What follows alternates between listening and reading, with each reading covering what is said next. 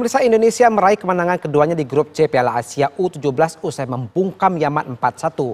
Untuk membahas hasil menggembirakan ini sudah hadir di studio bersama saya analis sepak bola TV One, Bung Bagus Priambodo. Selamat pagi, Bung. Pagi.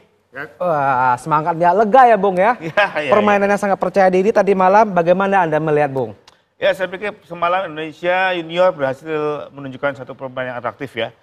Sebenarnya dengan cara bermain atau forward bermain yang sama dengan sebelumnya, namun ketika menghadapi lawan Yaman yang juga membutuhkan kemenangan, maka kita lihat bahwa Yaman bermain agresif. Kita melihat timnas kita melihat ada beberapa celah yang bisa dimanfaatkan dan kemudian walaupun bermain dengan format yang sama dengan ketika mengalahkan Korsel, tapi kita bermain lebih terbuka. Kita berani untuk kemudian menekan pertahanan Yaman lebih tinggi dan juga bermain lebih lebar untuk memanfaatkan lebar lapangan dan kemudian itu bisa dimanfaatkan dengan baik. Artinya beberapa gol bisa kita cetak dengan cara yang cukup bagus juga. Baik dari gol pertama, saya pikir walaupun ada unsur kelalaian dari back lawan, namun tendangan gol luar biasa.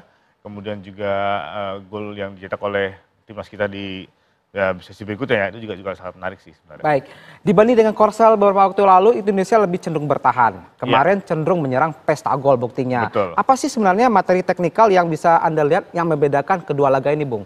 Sebenarnya tergantung lawan ya. Saya pikir menghadapi Korsel yang memang secara kolektivitas lebih rapi, bermain lebih rapat secara organisasi, dan mereka lebih powerful ya, itu membuat Indonesia memang cenderung memilih untuk menunggu terlebih dahulu, menantikan apakah ada peluang untuk melepaskan serangan balik dan juga melihat apakah ada peluang juga kesalahan dibuat oleh Korsel. Menghadapi Yaman dan Indonesia semalam juga awalnya sama-sama menang kan ya. Sama-sama menang, sama-sama bertekad untuk mencuri kemenangan kedua untuk memperlebar jalan menuju Piala Dunia kan begitu. Akhirnya Yaman memang akhirnya bermain lebih terbuka. Dan ini yang kemudian dilihat oleh para pemain kita, ada celah di sana. Ada celah yang membuat kalau kita perhatikan tidak secara organisasi tidak serapi Korsel ya. Ini yang kemudian dimanfaatkan. Kita lihat gol kedua ketika Alberto mencetak gol lewat sundulan. Ada ketidakrapian ketika seharusnya defender para pemain Yaman itu lebih rapi menjaga, tapi mereka gagal membuat jebakan offside yang bagus. Alberto bisa menyundul bola dengan bebas. Demikian juga dengan gol ketiga yang penaltinya Evandra, awal juga dari serangan balik yang sangat cepat. Dan kemudian juga gol keempat ya. Kita lihat bagaimana celah-celah yang dimanfaatkan oleh pemain kita. Selain Anda melihat kelebihan di teknikal para pemain, apakah materi pemain juga menjadi salah satu kunci dari keberhasilan dua laga terakhir ini, Bung? Terutama yang tadi malam. Materi kita sebenarnya sama dengan apa yang ditampilkan pada saat lawan Korea Selatan ya. Bahkan semalam juga saya lihat Coach Nova lebih berani melakukan rotasi. Jadi ada pemain yang dianggap sudah bagus di babak pertama, kemudian di-rotate di babak kedua, di-subs dengan pemain pelapis ya. Ini memberikan jam terbang yang sama dengan kepada seluruh pemain. Dan mereka menunjukkan, oke, saya tanggung jawab dengan pilihan-pilihan ini, saya tanggung jawab dengan kesempatan yang ada gitu. Ya mungkin salah satu catatan saya bahwa di babak kedua ketika kita dikejar 1-2 oleh Yaman, ada kecenderungan pemain kita tidak lebih sabar ya. Kenapa itu, Bung? Ya mungkin karena anak muda gitu kan ya. Anak muda, anak remaja, ya kita bicara adrenalin rush, mereka yang udah unggul 2-0 terus dikejar 1-2, pasti ada semacam keinginan untuk memperlebar jarak. Nah ini yang kemudian saya melihat ada beberapa scene sebelum hadirnya gol ketiga, kita bermain terlalu terburu-buru, kurang sabar begitu ya. Jadi kecenderungan pemain kita pada saat melakukan serangan menggiring bola terlalu jauh begitu. Tapi saya pikir karena hasilnya semalam bagus ya, mungkin ini bisa jadi catatan ya sebelum lawan Afghanistan gitu. Bung Bagus, pertandingan tadi malam mendapatkan 2 momen sekaligus, lolos ke pertandingan final Piala Asia, kemudian juga langsung mendapatkan tiket ke babak utama Piala Dunia U17 November mendatang di Qatar. Bung, next match adalah dengan Afghanistan. Apakah kita perlu santai banget karena nggak akan mempengaruhi pertandingan atau seperti apa susunan pemain yang mungkin ada prediksi bisa dibuat oleh Coach Nova? Kita pikirkan bahwa saat ini semua site atau website dari PSSI menyebutkan kita sudah qualified menuju Piala Dunia U17 ya. Walaupun kalau melihat dari peraturan pertandingan atau turnamen, kita sebenarnya masih menunggu hingga match ketiga biar lebih sah gitu ya. Secara umum bila di turnamen ini kita menggunakan sistem head to head, maka kita sudah menang atas Korsel maupun Yaman begitu ya. Tapi bila nanti ada sisi gol yang dramatis atau terjadi sangat ekstrim, nah ini mungkin posisi kita juga akan sedikit dipertanyakan. Namun secara umum, ya kita boleh berharap kita sudah ada di Piala Dunia dengan pasti. Kita berharap aja pada game ketiga lawan Afghanistan tidak terjadi hal-hal di luar dugaan yang membuat kita kalah telak misalkan begitu ya. Yang pasti Yaman dan Korsel akan saling menyerang ya, akan saling mengalahkan.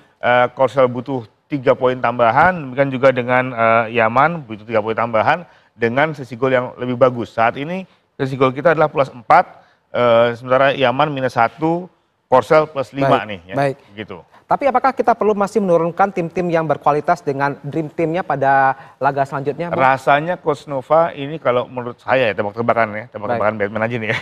Rasanya pasti akan ada semacam perubahan, pasti ada rotasi. Tapi yang paling penting adalah bukan masalah rotasi saja, tapi bagaimana menemukan keseimbangan. Karena kalau kita melihat ke depan, bukan cuma sekedar jam bermain yang merata, tapi jangan sampai juga ketika ada rotasi, kemudian penampilan menjadi anjlok. Ini kan tidak bagus juga buat tim. Jadi harus ada perubahan yang menuju keseimbangan sehingga pada saat nanti babak perempat final kita sudah yakin, oh ya kita punya sekian pemain yang rata gitu kekuatannya. Bung Bagus, kita pertama kali lolos ke Piala Dunia U17 melalui babak kualifikasi. Pertama banget sejak kita mendapatkan kesempatan melalui jalur tuan rumah. Pasti berbeda materi dengan 2023 lalu dengan jauh sekali, 100% berbeda. Sejauh mana Bung melihat langkah Garuda Muda nantinya di Piala Dunia? Piala Dunia akan digelar pada bulan November mendatang, masih cukup jauh ya. Artinya kita masih punya banyak waktu untuk kemudian melihat perkembangan para pemain. Kita melihat begini, artinya apa yang sudah dilakukan saat ini menjadi modal dasar yang bagus. Kita berharap turnamen atau kompetisi untuk usia dini yang di bawah 17 tahun itu akan berjalan lebih merata sehingga akan mudah bagi pelatih itu untuk menemukan bakat-bakat terbaiknya. Ingat loh, tim ini sudah terbentuk selama setahun lebih kan gitu ya. Ini sebatas itu pencariannya? Itu harus ke sana, karena ini kita ngomongin tentang bagaimana pemain di usia muda. Pemain usia muda itu tentang developing kan, tentang bagaimana meningkatkan kualitas atau permainan mereka secara individu maupun secara tim. Kita berharap ini menjadi landasan yang bagus, awal yang bagus, karena akhirnya kita bisa membuktikan, ya kita lewat jalur kualifikasi kita bisa ke sana, ya kan begitu.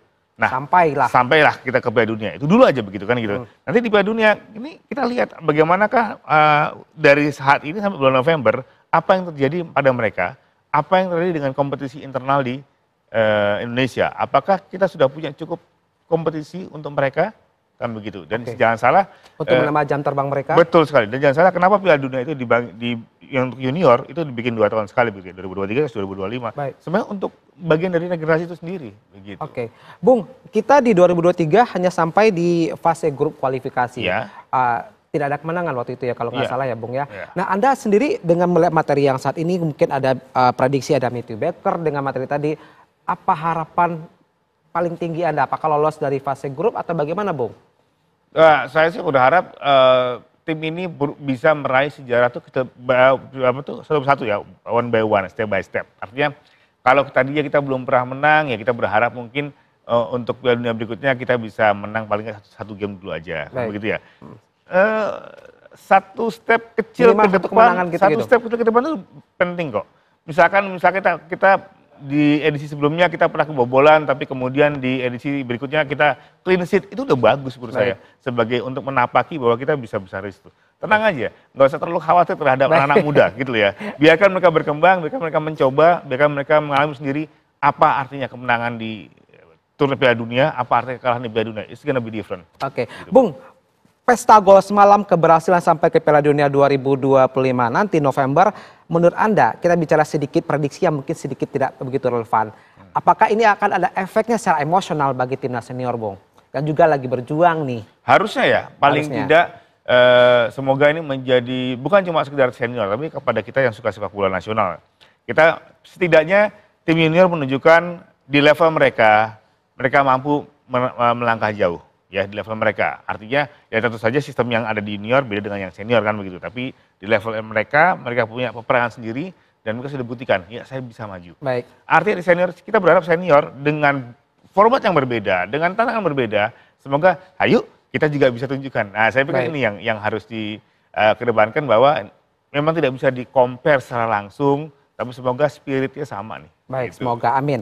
Bung, terakhir pertanyaan saya adalah dengan keberhasilan ini, euforia yang sangat tinggi ini, sangat besar terasa dimanapun saat ini, apa yang sebaiknya tidak boleh dilakukan oleh Garuda Muda, apa yang sebaiknya harus dilakukan menjelang November nanti? Yang tidak boleh sih jangan malas latihan, itu paling benar tuh. Kalau tampil di podcast gimana, Bung? Saya pikir pasti sudah ada sistem yang mengatur kehidupan mereka ya, bagaimana seharusnya tim ini dipersiapkan. Kita tahu bahwa Coach Nova juga sempat membuat sebuah aturan yang cukup tegas kepada para pemainnya terkait dengan media sosial misalkan begitu ya.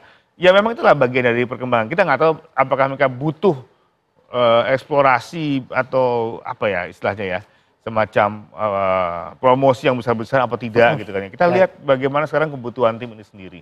Yang pasti perjalanan mereka baru dimulai. Ini pertama kali dalam sejarah Indonesia timnas junior itu berada sejauh ini. Ya, itu yang jalur kualifikasi pula yang berat sekali. Ya, artinya jangan disia-siakan. Ini kesempatan yang sangat langka. Berarti harus jaga stamina, jangan terlalu sering tampil. Bukan cuma jangan jaga stamina, tingkatkan diri. Tingkatkan kualitas, tingkatkan permainan, tingkatkan how they play-nya mereka itu harus ditingkatkan. Rentang waktu masih panjang. Masih panjang. Bung, lawan Afghanistan prediksi skor.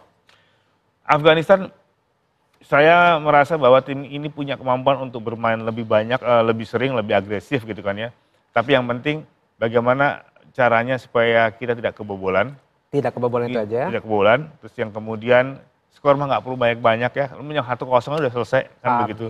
Yang penting ada progres baik secara permainan. Saya pikir mumpung kita sudah mengemas 2 kemenangan, maka di game berikutnya kita bisa eksplorasi bagaimana cara bermain yang lebih efektif, lebih baik, dan hasilnya pun juga menang. Masih terasa ada beban nggak gitu, Bung, menurut Anda di Afghanistan nanti, melawan Afghanistan? Saya nggak tahu bagaimana Coach Nova akan mengarahkan pasukannya, tapi saya rasa sebenarnya kalau dalam konteks pembuktian diri, mereka sudah buktikan. Lawan Korsel mereka bermain sangat disiplin, menang.